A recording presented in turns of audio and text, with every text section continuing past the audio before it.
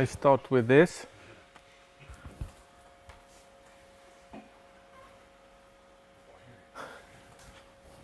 It was a little animation, though it would symbolize the AutoLayout.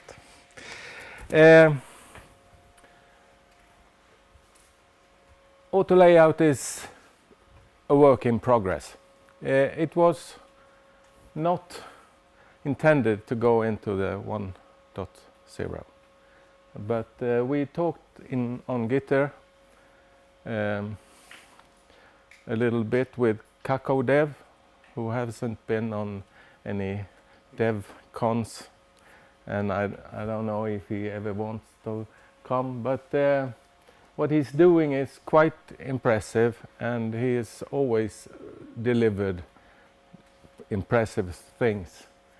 And when he was on Gitter, I said, wow, AutoLayout, could you show us, or something like that. And then I'm not involved in the development of this, but I hope to stay out of it. But Didier saw that I was interested in it. AutoLayout is a fantastic tool for some things in the Cocoa environment, but then he said on Gitter, well, Kjell, maybe you can present it though. I never seen it, I don't know what it is. So bear with me, I'm not involved.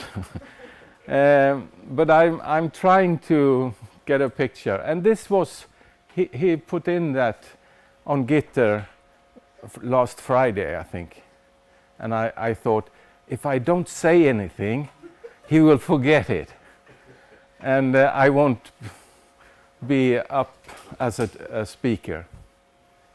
But then Saturday or Sunday, I looked at the meetup and I saw, wow, Kjell Nilsson. That's probably me. So I had to do something, but the weekend was filled with family activities, and then it was Monday and we were supposed to go here. So I have just barely made a presentation, but bear with me. When Nextape came out and we got interface builder, rubber bands or springs, we thought that was very awesome. We'd been coding with another framework at Apple before, the Mac App framework, and everything you had to do programmatically to change the UI. And so when I got my next computer, 1988, a little bragging, I saw this interface builder and I saw these springs or the rubber band, and I thought, wow, that's fantastic. It will solve so many problems. And it did, and it's still a fantastic tool to be able to stick a view to the content view and to expand it dynamically, but there are limitations. Today's layout with springs, you can change the views programmatically, and you can get automatic help using rubber bands or springs. And springs is a very simple frame-based layout mechanism.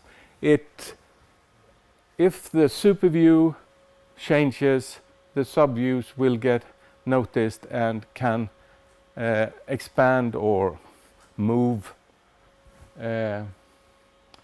from that information. And subviews changes then when the super view changes. Views change only externally when the user drags the user interface, or if he expands the window and so on. So the rubber bands won't help you if you programmatically do something that changes the frame in the super view, for example. So this is what we got today. With AutoLayout, it's a little bit better and worse. And no worry, the rubber band springs still are there if you just need that functionality. You also have constraints-based mechanism that put up relations between the views. So you don't have only relationship with the super view, you can have relationship with any view. And you also have constraints. There is one class that is more added, and that's the CP layout constraint. And that is a class that has a formula that says if it's greater than this one, if this view is greater than this one, then or greater or small or equal, then you should do something. It also has something called priority. So when you have lots of constraints, the priority is governing which comes first, because there can be conflicts between the constraints. Different conflict types, both that the one constraint must be done before the other one, but then there can be conflicts that it's impossible to make with those rules make a good decision. The engine can't decide, but then there is some helping methods to do that. But AutoLayout can change the constraint. When you programmatically change the view's frame, the AutoLayout or the constraint system will go in and change. So you have help there. Have you put up your constraints right and you are changing it? It's like the user is changing it. By changing one view after, all other views that have a relation to that view through a constraint, they will be affected. And now that was a little bit 101.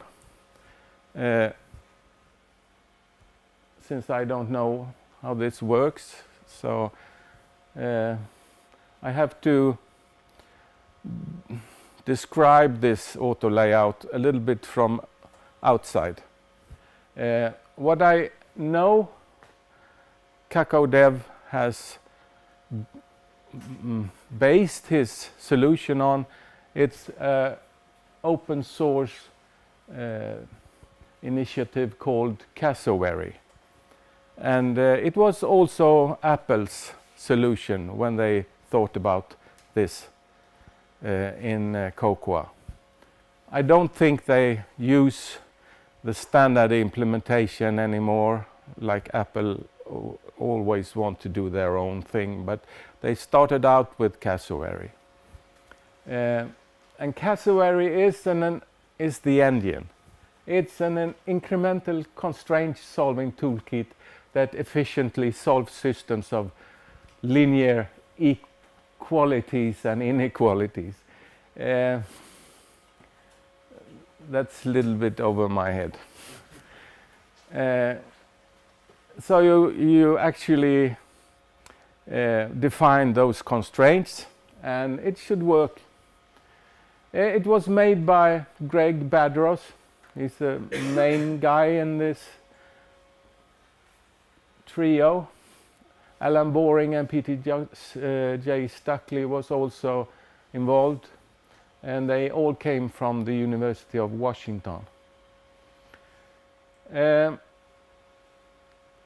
is a cassowary site, and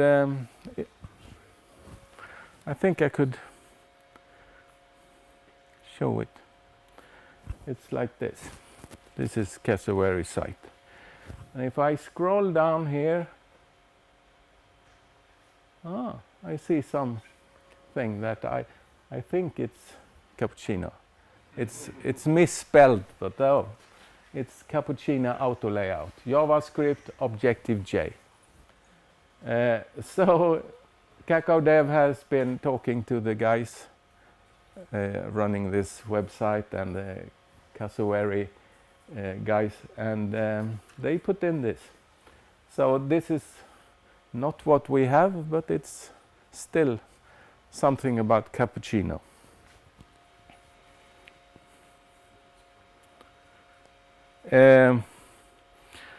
If you want to know how this works internally, this engine, you can read the paper.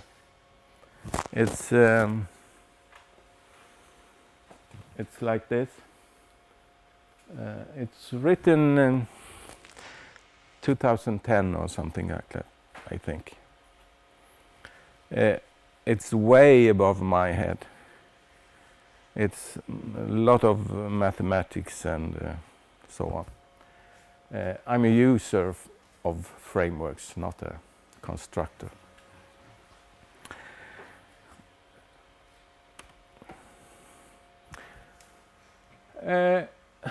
Cacao Dev's progress is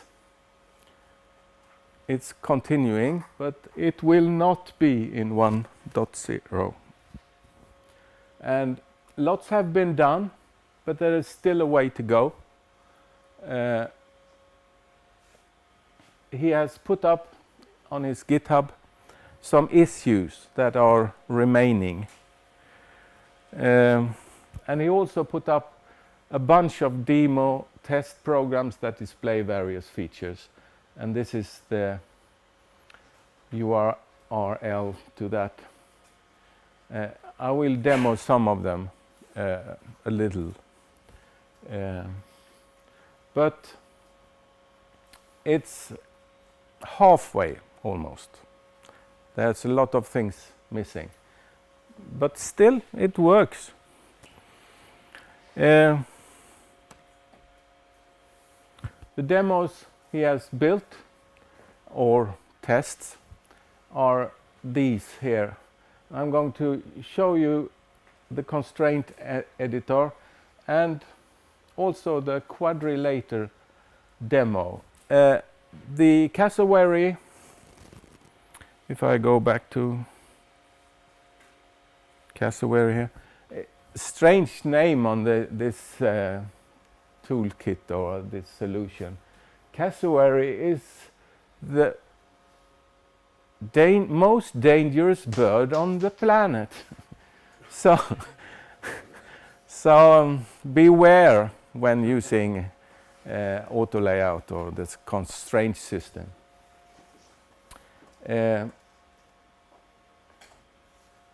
But I didn't have that. The constraint editor, it's I think I have it here.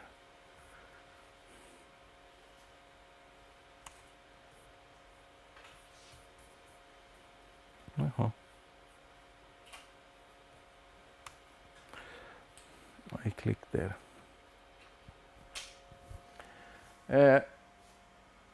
This is the constraint editor, and I will show you the other one, quadrilate demo, a little bit later. Cacao Dev has made a little simple editor. It's not Atlas, but it's showing off the the constraint system here. And here is a window with two views, a left view and a right view, and they are connected to each other and to the content view through constraints. So if I click on the left view here, I can see that it's a constraint that it's 200, priority 250.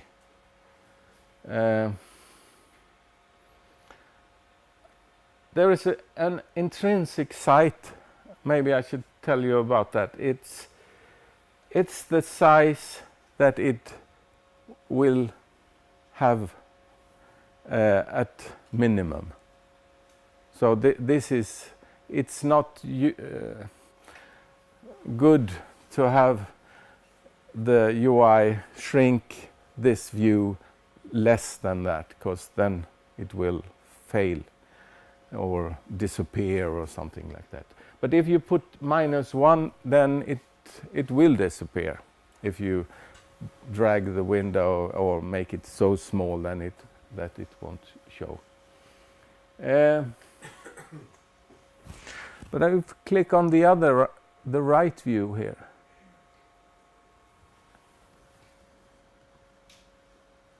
No, we click on the content view here, because there are more constraints here between this view and this view and this view and this view. And here are lots of constraints. It says left view is equal to content view left plus 69, and the priority is 100. No, 1000. That means if you drag the window or make it smaller, it will disappear. And if I put the priority down, it will still disappear. Sorry.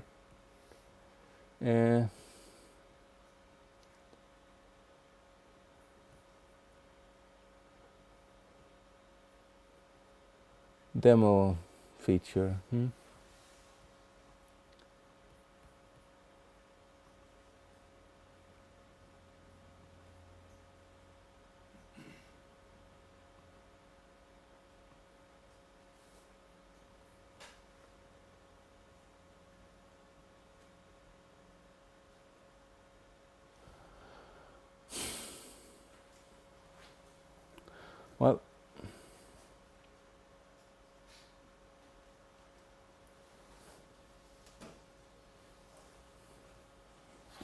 Well, anyway, I had it working. I don't know if I restarted the application, but I had put some different numbers here, and then the view. You could look at these.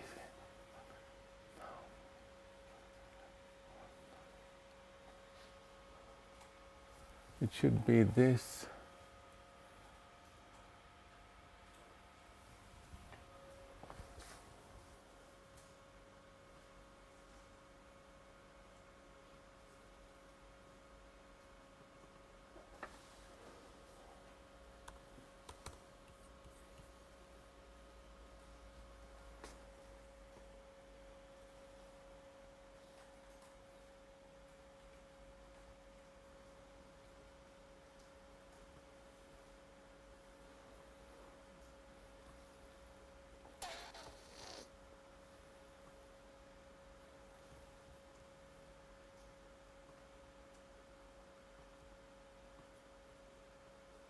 You see that there is something strange going on here, because it goes over. It didn't do that before. So if it's same priority, it will shrink the other view instead. I will leave it there, because I made another demo, but it worked much better. What I thought was good with the rubber bands spring solution was that everything almost was nice, except when you shrink the window so it wouldn't fit the views, and then resize it so it would be bigger again. And this is a Cocoa app that demos this. If I shrink it down and drags it up again, this view moved out of window. So the mechanisms couldn't come back to the solution that it had before. But if you have the constraints, you see here are constraints.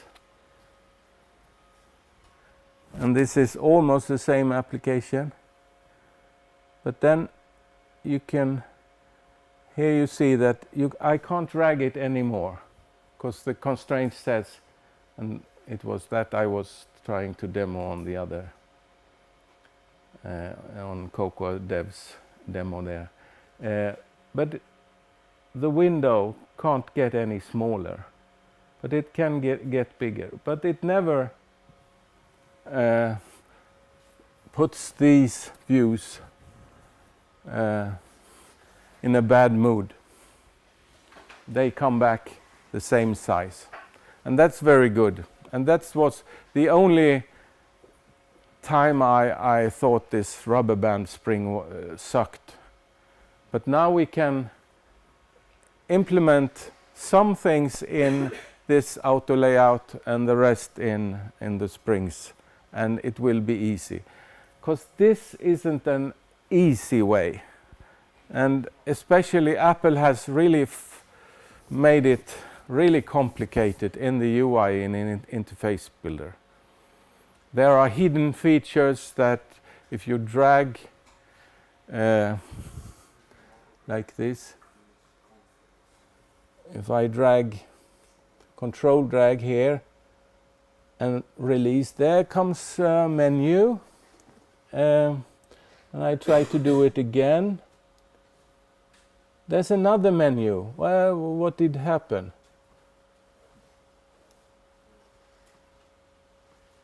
And depending on how you drag, if you drag vertically or if you drag diagonally, you will have different menus and so on. And it's quite complicated. And then there is one view that can be an anchor view in Cocoa. Anchor view is a view that is connected to the content view, but it's the anchor for all the rest of the views. And the rest of the views will move when that view moves. Cocoa Dev has added new functionality in his solution that you can have more than one anchor view. And that Cocoa doesn't have yet. Maybe they will have, but they haven't got it yet.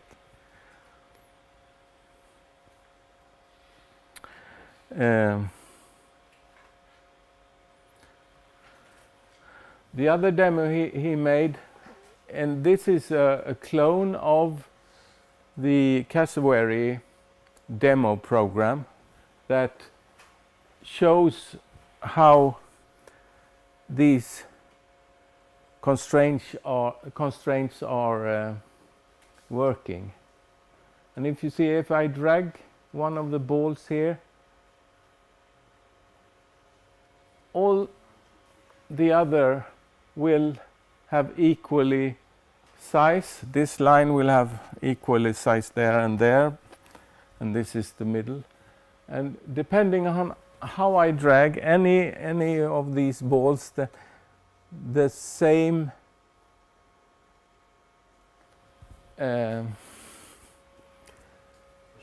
push. Oh no, the same. With the equal. There will be equal distances between the lines. And this is what cassowary has in. Let's see here. Here, that's a website with Badros implementation of this quadrilate demo. And it works exactly the same, but not that nice though, because it's not cappuccino.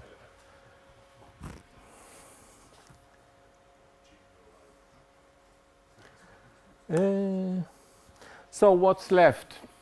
Here is CappCon2018's issues that are outstanding, and what needs to be done is a CP grid view, a clone of the NS grid view, because if you have a very complicated user interface, then some of the views may be better to put in a grid view, so you have them grouped in one cell and then have others in different cells, so you can central, especially on the iOS, if you make a mobile app, then it's easy to center all the views, even if they go vertically or horizontally. There is also need for implementation of intrinsic constraint size on different view types. The CP date picker, for instance, has a size. You can't change it right now. So that's one of the classes that needs to have this method that tells this is the size I have. It's the default size. And there are lots of other classes, collection view, split view, rule editor view, table view, and so on, that needs this implementation. There is also themable symbol constant. It would be nice to let the theme decide also how this should be done. And also, if there is rules that oppose each other, we have to implement a solution how that will be resolved. Also, he has said high priority on these. That is because, I hope so, it's because I haven't talked to him, because those are the next things we need to implement, or he need to implement to follow this road map of issues. So he said target version 1.1, but it depends how the implementation goes.